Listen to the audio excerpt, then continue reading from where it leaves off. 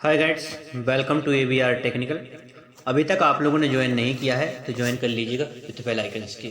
आप देख रहे हैं DBMS की सीरीज, जिसमें देख रहे हैं आप database management system. Database management systems का हमारा topic second normal forms. What is a second normal form, क्या होता है सेकंड नॉर्मल फॉर्म, इस वीडियो में आप जानेंगे। चलिए स्टार्ट करते हैं। सो गाइड्स, आप लोगों ने हमारा पिछला वीडियो नहीं देखा है जिसमें हम लोगों ने बताया था कि फर्स्ट नॉर्मलाइजेशन क्या होता है। यदि कोई रिलेशन या कोई टेबल्स फर्स्ट नॉर्मल फॉर्म में नहीं है तो उसे फर्स्ट नॉर्मल फॉर्म में कैसे लाया जाता है। यदि आप एक कॉम्पिटिटिव एग्जाम की तैयारी कर रहे हैं, जैसे कि सूचना सहायक, जैसे कि टेक्निकल असिस्टेंट या फिर टेक्निकल असिस्टेंट, सूचना सहायक एक ही होता है, या फिर आप प्रोग्रामर की तैयारी कर रहे हैं, या फिर किसी भी प्रकार की कॉम्पिटिटिव एग्ज़ाम जिसमें MCQ बेस्ड क्वेश्चंस आते हैं, जैसे कि गेट हो गया, नीट हो गया, इन सारे एग्ज़ाम की आप तैयारी करें, तब के लिए बहुत ही बेनिफिट वीडियो होगा आपके लिए।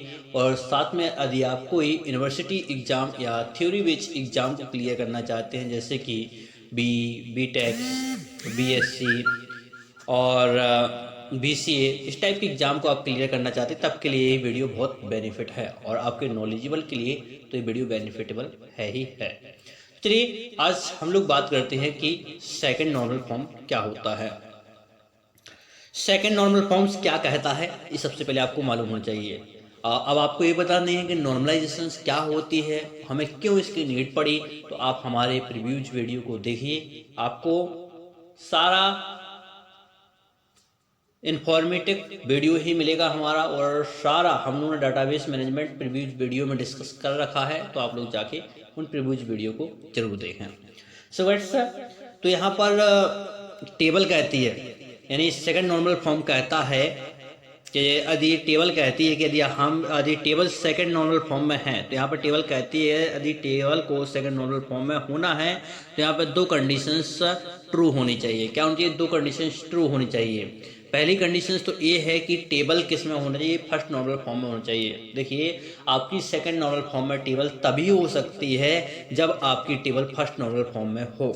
दूसरा, यहाँ पर नॉन प्रिमिटिव एट्रीब्यूट किसी भी डिपेंडेंट, देखिए नॉन प्राइम एट्रीब्यूट्स डिपेंड नहीं होना चाहिए किसी कैंडिडेट की के प्रॉपर सबसेट पर। इस चीज को आपको अच्छे तरीके से ध्यान रखना है कि यहाँ पर टेबल की कैंडिडेट की, देखिए टेबल की कोई भी कैंडिडेट की प्रॉपर सबसेट नहीं होना चाहिए, यानी नॉन प्राइम एट्रीब्यूट्स डिपेंड नहीं होना चाहिए, टेबल के कोई भी कैंडिडेट का प्रॉपर सबसेट नहीं होना चाहिए। यदि ऐसा है तो फिर वो टेबल्स आपके सेकंड नॉर्मल फॉर्म में नहीं हैं।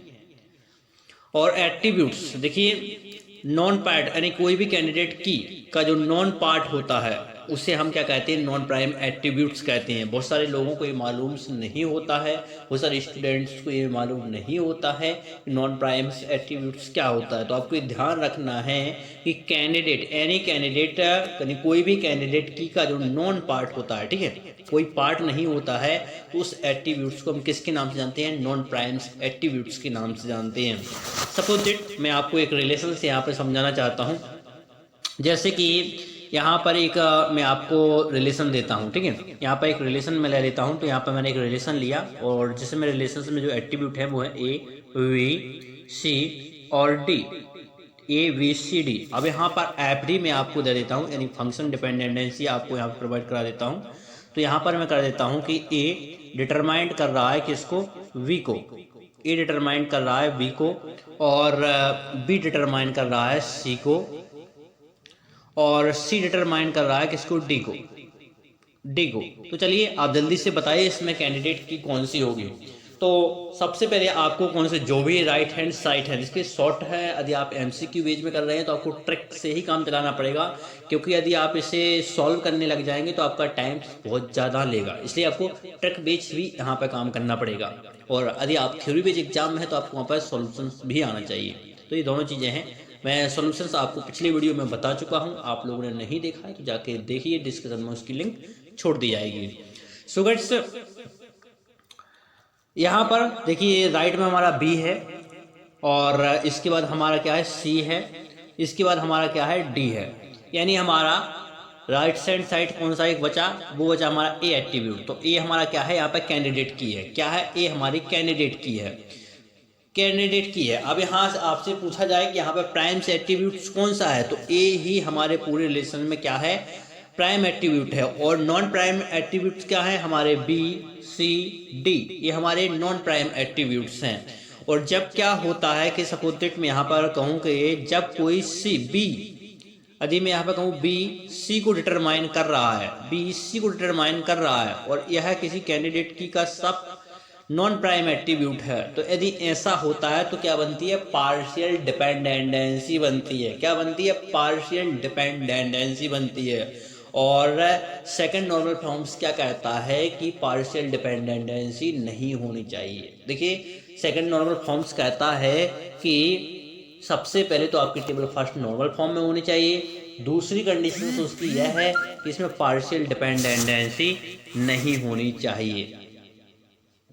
तो ये दोनों चीज़ें रखना। पार्शियल डिपेंडेंसी क्या होती है, तो आपको जो मैंने यहाँ पर सेकंड लाइन लिखी हुई है यही पार्शियल डिपेंडेंसी कहलाती है। क्या कहलाती है, यही पार्शियल डिपेंडेंसी कहलाती है कि किसी भी टेबल की कोई भी कैंडिडेट की का proper subset non prime attribute पर डिपेंडेंस नहीं होना चाहिए, यही आपकी फंक्शन डिपेंडेंसी कहलाती है। तो ये तो हमने जाने थ्योरी और इसके रूल। अब चलिए इसको थोड़ा प्रैक्टिकली समझ लेते हैं ताकि आपको और अच्छे तरीके से ये टॉपिक्स क्लियर हो जाए। आपके सामने एक टेबल है, एक रिलेशन है जो कि फर्स्ट नॉर्मल फॉर्म्स में है। अब आपको पता करना है कि फर्स्ट नॉर्मल फॉर्म में है या नहीं है। देखिए फर्स्ट नॉर्मल फॉर्म क्या कहता है कि एवरी वैल्यू एटोनोमिक होना चाहिए। और यानी एटोमिक्स का मतलब एवरी जो डाटा वैल्यू है वो सिंगल आइटम होना चाहिए। क्या मुझे सिंगल आइटम होना चाहिए। तो यहाँ पर कोई आपको डबल आइटम दिख रहा है, देखिए आपको जो ये टेबल दिख रही है, आपको ये देखिए प्रोडक्ट का प्राइस दिख रहा है। तो ये प्रोडक्ट का जो प्राइस है इसमें कोई आपको डबल प्राइस दिख रहे हैं, एक साथ में नहीं दिख रही हैं। क्या आपको यहाँ पर डबल कलर दिख रहे हैं, नहीं दिख रहे हैं। तो ये क्या है हमारी फर्स्ट नॉर्मल फॉर्म में है, जो कि हम लोगों ने पिछले वीडियो में इसको डिकम्पोजिंग्स करके देखा था। इस टेबल को अलग अलग करके देखा था, डिकम्पोजिंग्स की थी हम लोगों ने इसको। कोई पहले सिंगल टेबल थी, सिंगल टेबल से हम लोगों ने इसको सेपरेट कर दिया था, यानी हम लोगों ने इसको क्या कर दिया था डिकम्पाइजेशन कर दिया था। तो ये हम लोगों ने पिछले वीडियो में इसके बारे में एक्सप्लेन कर चुके हैं। यदि आप लोगों ने वो टेबल्स नहीं वो वीडियो नहीं देखा है तो आप लोग वो वीडियो जरूर देखें ताकि आपको यह मालूम हो जाए कि फर्स्ट नॉर्मल फॉर्म का हम कैसे पता करें कि टेबल फर्स्ट नॉर्मल फॉर्म में है। इसके बाद अभी हमारी टेबल हम लोगों ने इसको फर्स्ट नॉर्मल फॉर्म में एंटर कर लिया था। अब हमें ये कैसे पता चले कि ये सेकंड नॉर्मल फॉर्म में है या नहीं। तो चलिए इसको हम लोग देखते हैं नेक्स्ट एग्जांपल से।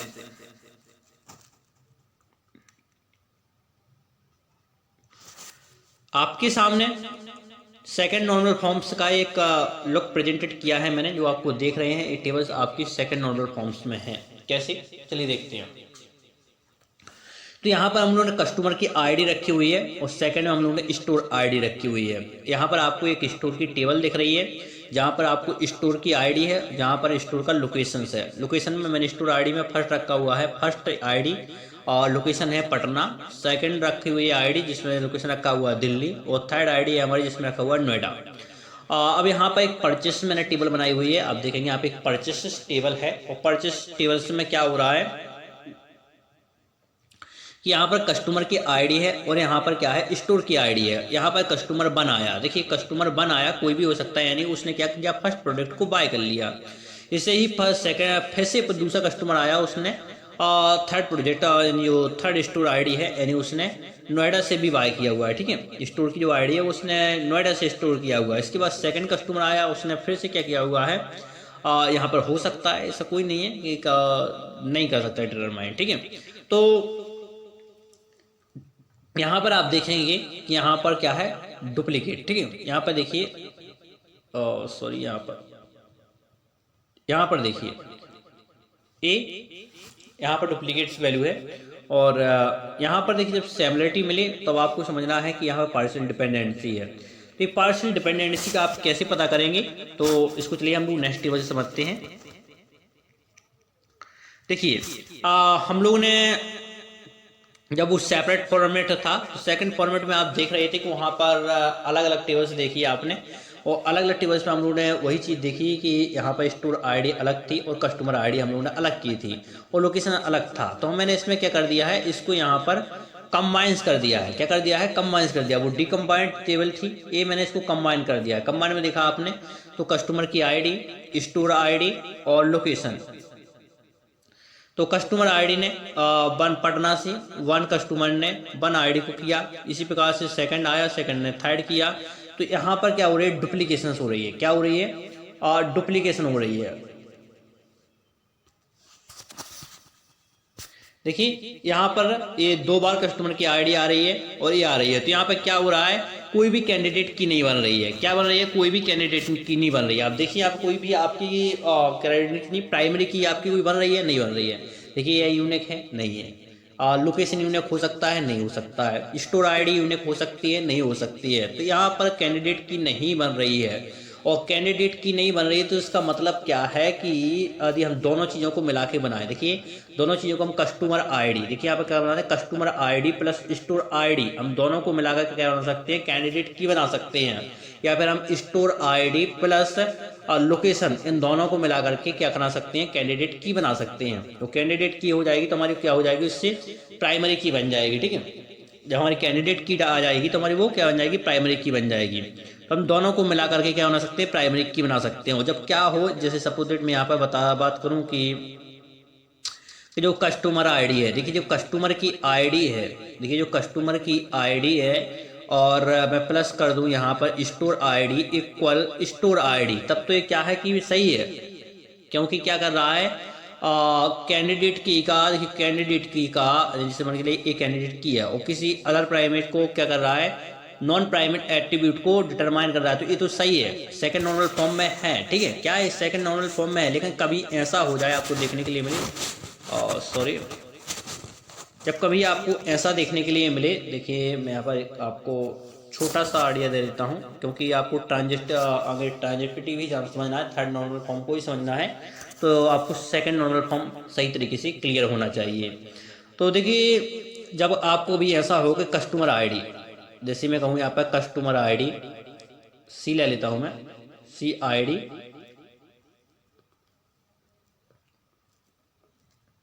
थोड़ा सा मेरा कर्सर स्लो है तो यहाँ पर सी आई डी प्लस यहाँ पर मैं कर दूँ स्टोर आईडी और यहाँ पर सी आई डी लेना पड़ेगा। ठीक है, और इसकी इक्वल मैं कर दूँ लोकेशन। तो ये क्या है? यहाँ पर प्रॉपर सबसेट क्या कर रहा है? डिटरमाइन कर रहा है किसको? लोकेशन को। तो यहाँ पर क्या कर रहा है? नॉन प्राइमेट एट्रीब्यूट्स को डिटरमाइन कर रहा है। तो यहाँ पर क्या बन रही है? पार्शियल डिपेंडेंसी बन रही है। और जब पार्शियल डिपेंडेंसी बनती है तो क्या वो सेकंड नॉर्मल फॉर्म में टेबल होती है? नहीं होती है। जब पार्शियल डिपेंडेंसी हो तो वह टेबल सेकंड नॉर्मल फॉर्म में नहीं होती है। इसकी दो रूल्स हैं, आपको ध्यान रखना है कि पहले तो फर्स्ट नॉर्मल फॉर्म में टेबल होनी चाहिए, दूसरी कंडीशन ये है कि पार्शियल डिपेंडेंसी नहीं होनी चाहिए, यानी कि टेबल का कोई भी एट्रीब्यूट्स नॉन प्राइम एट्रीब्यूट्स को डिटरमाइन नहीं करना चाहिए। ये आपको तीनों ही रूल ध्यान रखना है। तो आई होप आप लोगों को सेकंड नॉर्मल फॉर्म क्लियर हो गया होगा। आप लोगों को अभी भी कोई डाउट्स है, कोई प्रॉब्लम्स है तो आप कमेंट बॉक्स में ज़रूर बताएं, मैं आपकी ज़रूर हेल्प करूंगा। तब तक के लिए अनुमति दीजिएगा। Thank you for watching this video.